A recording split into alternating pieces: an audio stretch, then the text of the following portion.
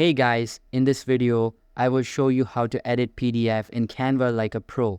Alright, let's begin. First, go to the home page of Canva and click on Upload at the right side.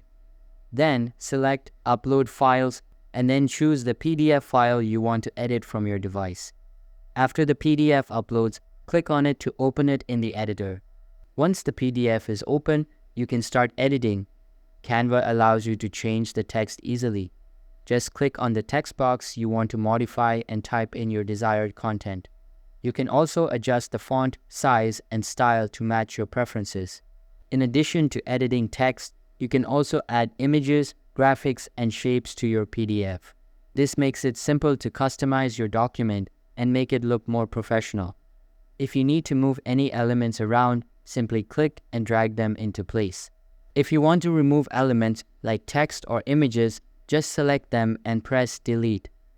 Canva's interface is very intuitive, so you can make all these changes with just a few clicks. Once you're done, you can download the updated PDF directly to your device.